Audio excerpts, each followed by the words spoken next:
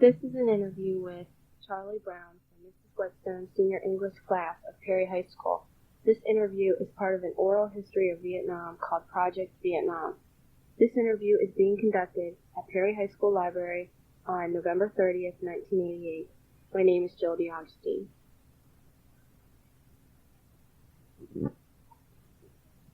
Hi. Good morning. In what branch of the military did you serve? I served the United States Marine Corps, 1968 to 1972. Okay, and how old were you when you served during those years? I was 19 years old when I went in, and I was about 22 when I got out. 1972, July. So, did you get drafted in, or did you volunteer? No, I volunteered. I was in high school. I was a senior, and I had failed first grade, so that put me back 1 year. And then when my father died, I failed 7th grade because there was 8 of us in the family, and I didn't go to school very much. So Vietnam was on, and I decided if I'm going to go with what I thought was the best. And I joined the Marine Corps in April and went to basic training in July 1968. Okay, and what was your highest rank? The highest rank in the Marine Corps was corporal, which is a non-commissioned officer, E4. Okay, and did you have a specific assignment while you were serving in Vietnam? Did you do anything in particular? Well, I went into the infantry. Back then, if you didn't cut a high enough score, everybody went into the infantry because that's when I had to replace the losses. And after a 30-day leave of vacation, after I got out of Parris Island, South Carolina, I went straight home, and then from there to Camp Pendleton, California, for advanced infantry training and POW training. And from there, we went to shortstop in Hawaii. Overnight, that was a couple hours to refuel, and then we went on to Okinawa, Guam, and then finally Vietnam. What exactly is infantry training? What do you do? Infantry is the ground of the people that actually fight the war. We have supporting units like artillery and aircraft, but the infantry is where most of the men die through the infantry. Because I've seen it on movies where they talk about the infantry in some of, war movies. And I was just wondering, is it the same as how they talk about it in movies? No. You'd have to be in it and experience it, get involved in it in order to understand it.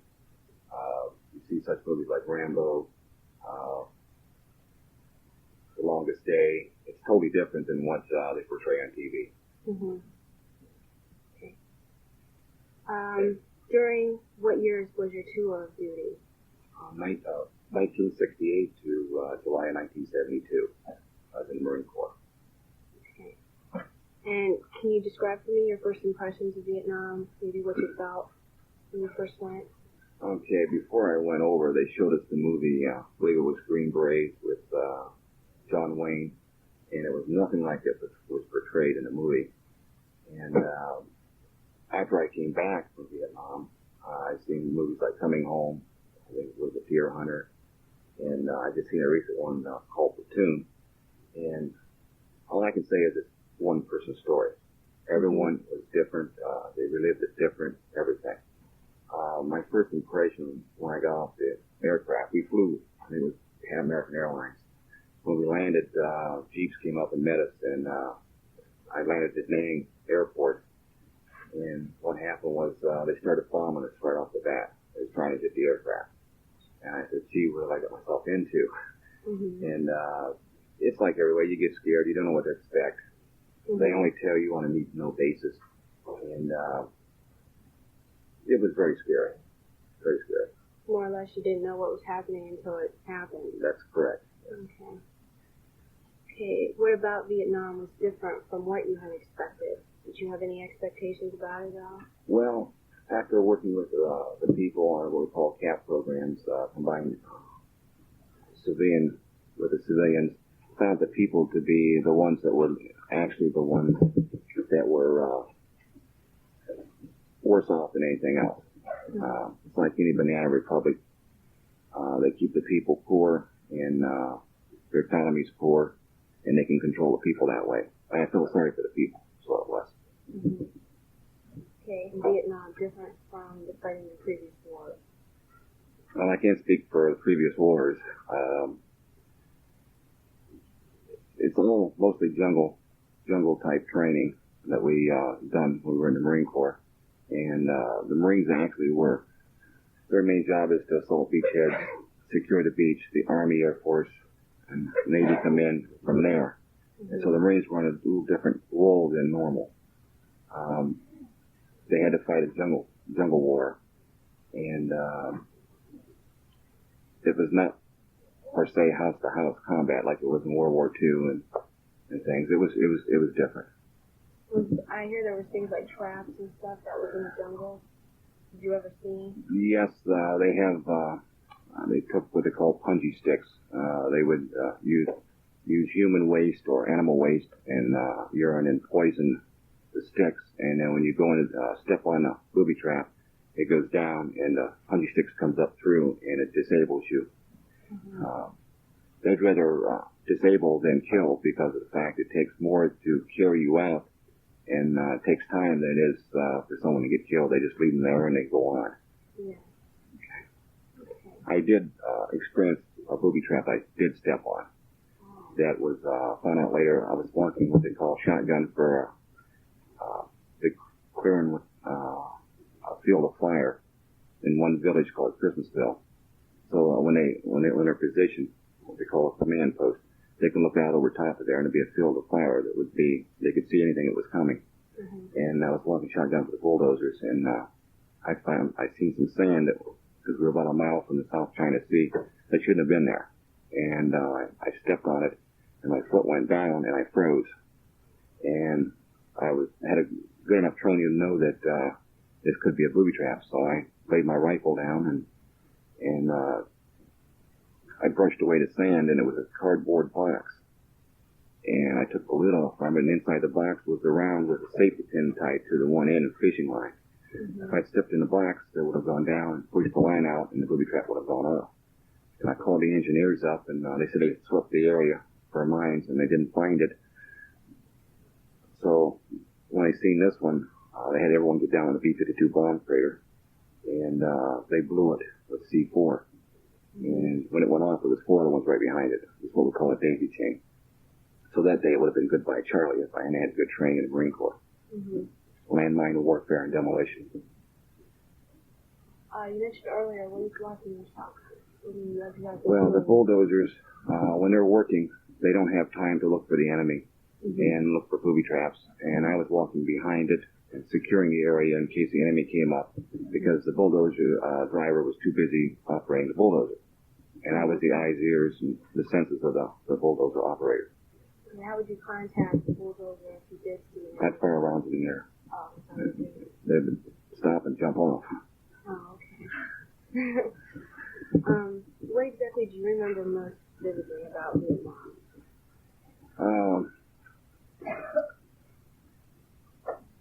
I would say the weather, the people. The weather sometimes got up to 120, 125 degrees in the shade. The monsoons was terrible. It would get 80, 90 degrees outside and you'd be freezing to death and shivering because you're climatized and you're not expecting that. Monsoons would go for a couple months and it would nothing but rain all the time. And you had to live in that type of atmosphere. You're wet, you're cold, sometimes you're hungry. It wasn't a very good situation to be in. How long did you stay personally in the monsoon? How long were you in there with the rain? Well, I was there 1 year in Vietnam. The tour consists of 1 year. And I went over with the idea that I wasn't coming back. So anything that happened, I was prepared for. Mm-hmm. And the monsoons, I wasn't prepared for the monsoon.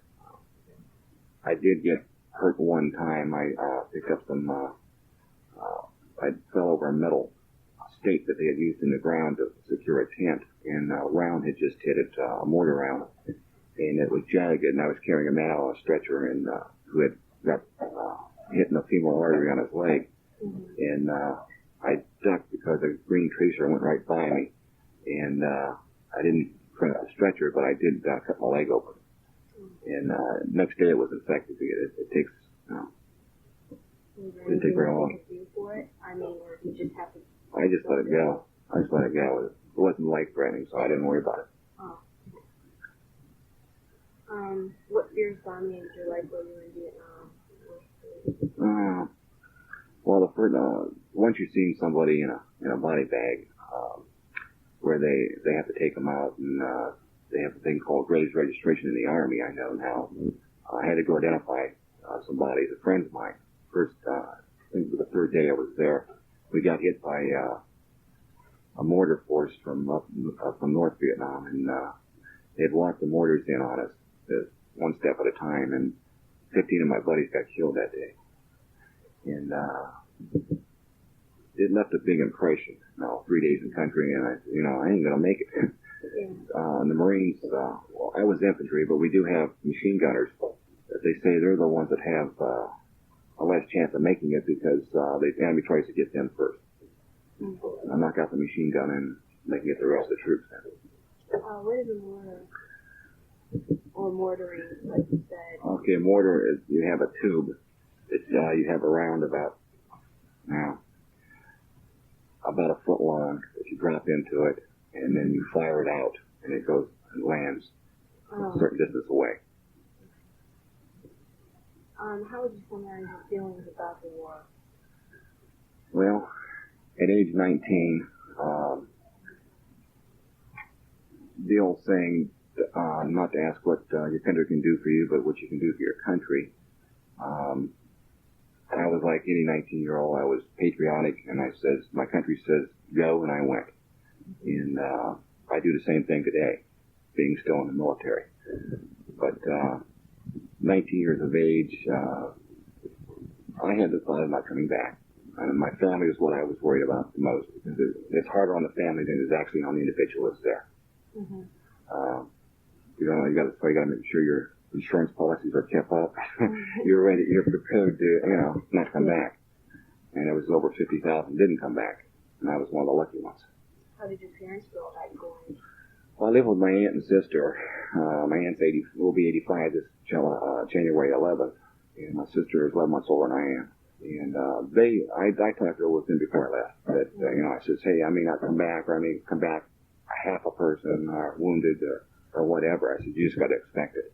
Mm-hmm. So I kept in touch with them by mail most of the time. It was we weren't allowed to keep diaries because of the fact that if the enemy got a hold of it, and then you had to become a POW, they could use it against you, and they find out a lot that way.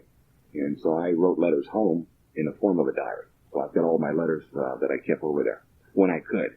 Mm-hmm. Now it's pouring down rain, and you run out of writing paper. You use anything you can, like sea ration covers from the food and everything, to send the stuff home.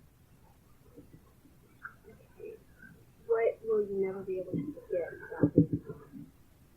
Well, like every Vietnam veteran, they don't want to talk about their experience in the Vietnam War. World War I and World War II members of the service organizations, it's starting to come about now that they're starting to accept this as part of being in combat in a war. They say it's not really a war unless it's the big one. I don't know. I won't forget it, but yet this is the first time I've really actually talked about it. And it's kind of hard for someone 16, 17, 18 years old to know what an individual went through when they were their age. And since there's no war on now for the United States. Mm-hmm. And I'll never forget the experiences of Vietnam. It left me a better person. I stayed in the military. They treated me good, and hopefully in 5 years I'll retire with full active duty pay at age 46. Okay, how did you change as a direct result of the war? Well, I said when I went to Vietnam that, before I went in the Marine Corps, I said the Marines are not going to change me. I'm going to be the same good old Charlie Brown I was before I went in. Mm-hmm. And I feel that I haven't changed too much, but that I've grown up a lot in the 19 years I've been in the military. Mm-hmm. It's something you'll never forget. It's something I think being in the military itself, not actually going to Vietnam, is a good experience for young people now. I don't want anyone to go to war, because wars, I think, are unnecessary. Bargaining tables are a lot better. Like you said, it kind of made you a better person. It made me a better person. I have a different look out on life. what is the most important thing you would want people to understand about Vietnam War? Well, I think the most important thing is you always hear, whenever there's anything that happens and there's a Vietnam veteran involved, they always say it's because they were in the war and they're nothing but baby killers, and it's a bad experience. And I want people to know that not all Vietnam veterans come out psychologically messed up. It's all how you handle the situations. I've been a Sunday school teacher for second graders for 24 years, and I work with a lot of youth in my church that I go to. Mm-hmm. And I want people to think, that Vietnam veterans are just as good as anybody else.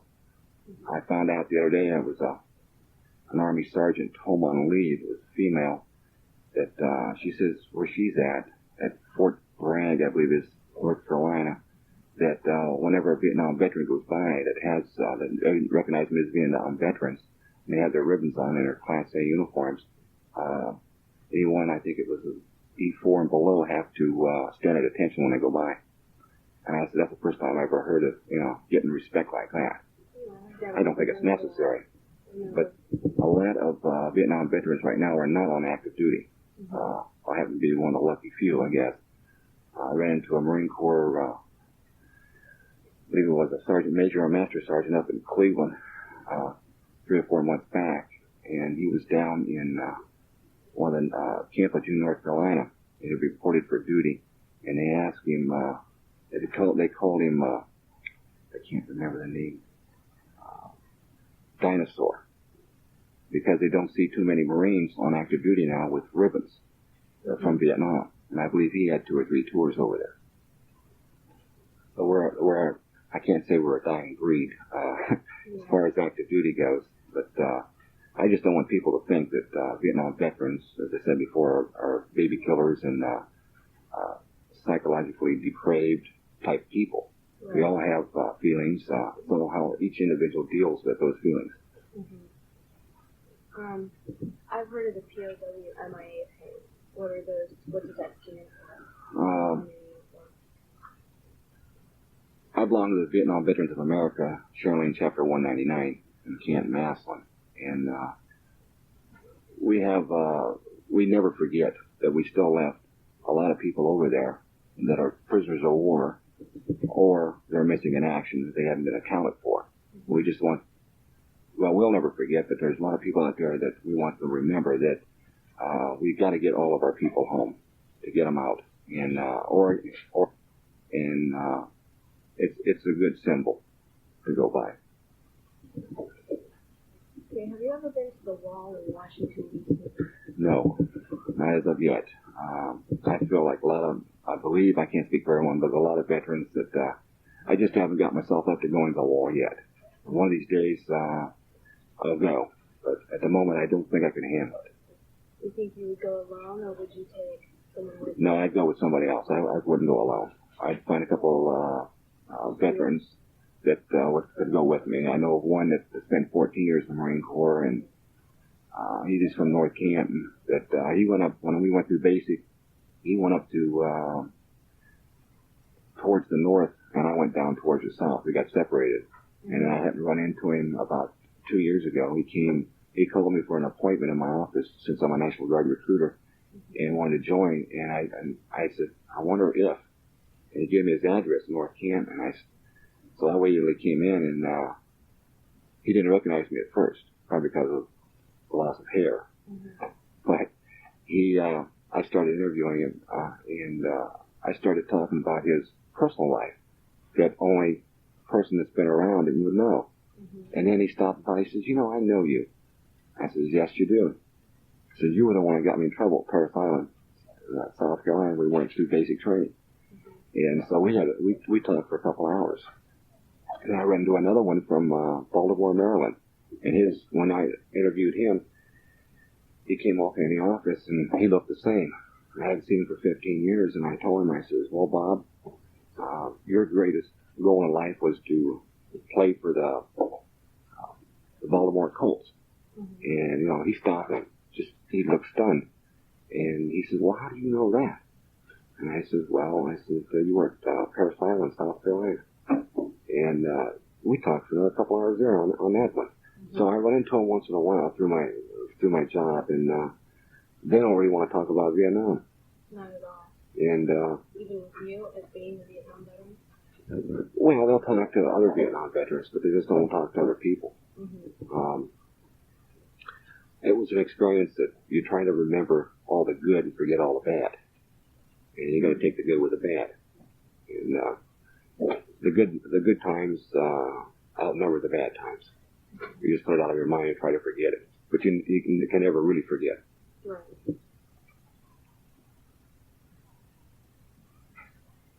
Okay. How were you treated by the American people, the public, when you returned home in Vietnam? Well, it was about 3 days after I came out of combat. I had gone through debriefing and everything in Okinawa and Guam, and I landed in El Toro Marine Corps base in California, and from there I went to LA International Airport to get a flight home. So we stopped for dinner. There was a couple of us, and the one was 21 or 22. He had to be less than that because of the drinking age in California. He had ordered a beer, and the waitress asked him how old he was, and he wasn't of age, and she wouldn't have served him the beer. And he got upset, and he was going to attack her. Mm-hmm. And I told him, I said, whoa, back off. I said, I'm 21. I ordered 4 beers. And she knew what I was going to do. I was going to give him 2. I said, I'll be responsible. And everything was okay. But you take a person that just got out of combat and you throw them into the civilian world, it's a whole new ballgame. Mm-hmm. We had to laugh like human beings again, not animals. Yeah. Okay, did the training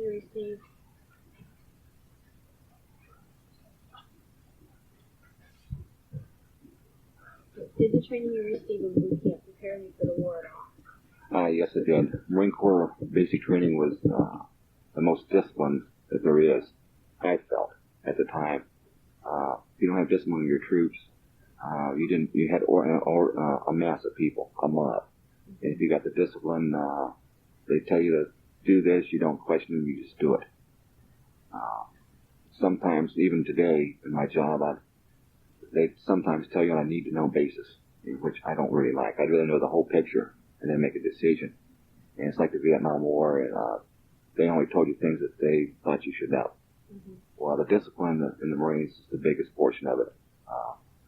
The uniform, being able to wear the dress blues of a Marine it made you feel proud that you were an American, that you were doing your part in the Vietnam War. And basic training definitely prepared me for what was to come.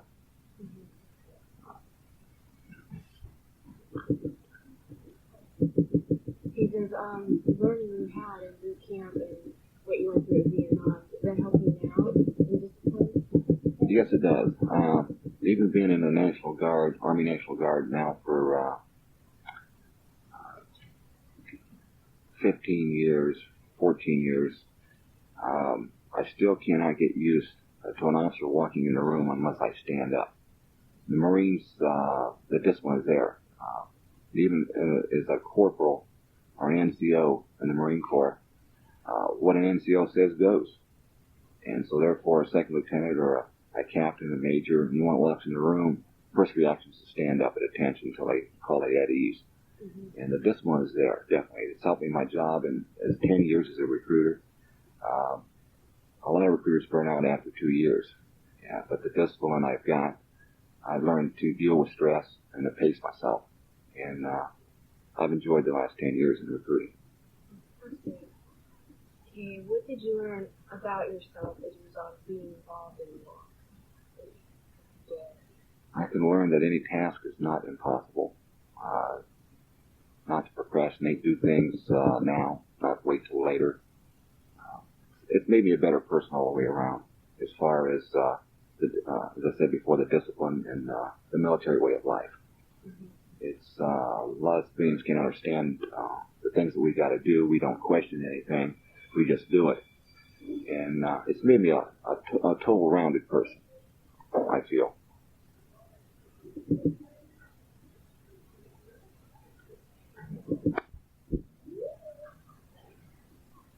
Do you have any definite feelings toward the Vietnamese people? Not really. The Vietnamese people were the ones, like I said before, the ones that suffered. I like to work with them.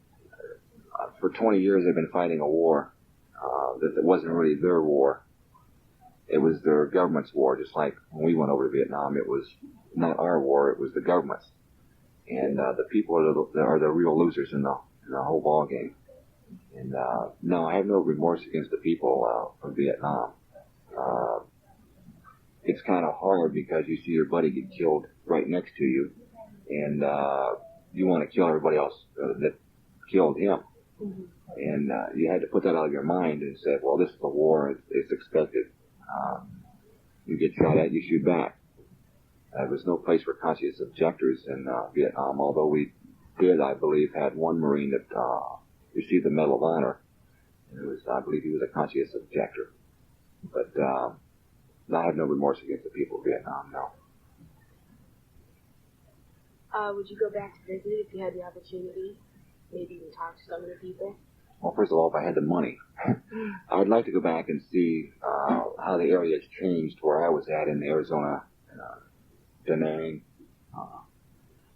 Anwar area where I was located with the 5th Marine Regiment, 1st Marine Division. The people themselves can't change. It takes a long time for change. I know they feel like we do. They're not from Mars. They're people. They're human beings. And I notice we have a lot coming into the country, and they find that America is the place to be. There, they couldn't understand it because they were only told what the government wanted them to hear. The Americans were imperialists. They were, they'll kill your babies and children and everything. And that's not true. Mm-hmm. So they kind of acted as robots for the government. That's right, yes. When you look at the American flag today, what do you feel? I feel patriotism. Whenever they play the Stars and Stripes or the national anthem, taps is the worst thing to hear. Taps means someone died and they're having a funeral. And I feel real proud to still wear the uniform, even though it's not the Marine Corps, it's the Army, National Guard uniform. I feel real proud, and it brings the tears to your eyes. Stand up for America. And if we had more people like that, I think America would be better off. When you were 19 and you looked at the flag, did it mean? It didn't mean as much to me as it did after I graduated from basic training. Mm-hmm. And I got to thinking, geez, this is America. I'm no better than anybody else that went before me. If I get killed, I die. I'll die for America. As long as we can be the land of the free and the home of the brave. So you weren't afraid to die? I wasn't afraid to die, no. No? It gets a little scary, mm-hmm. knowing that it could be your last minute on Earth. But you had to deal with it.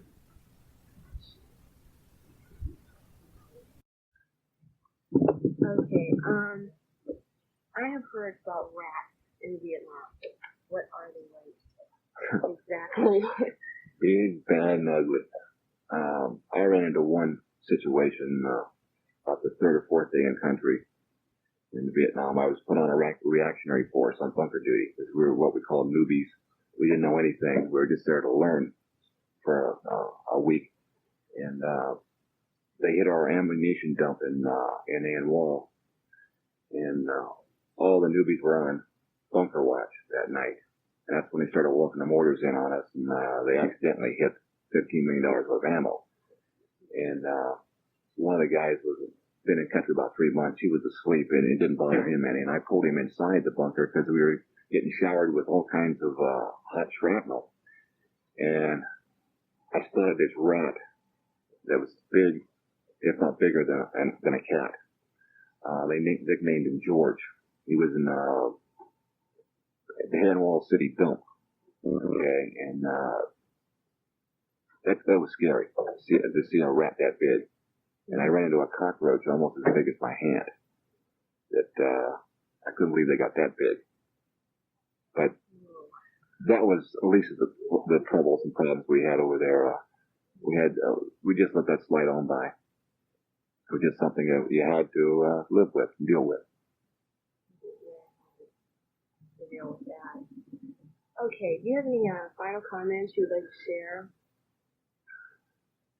Well, I want to thank Prairie High School and for giving me the opportunity to talk about Vietnam, about my experiences. Everyone's experience is different.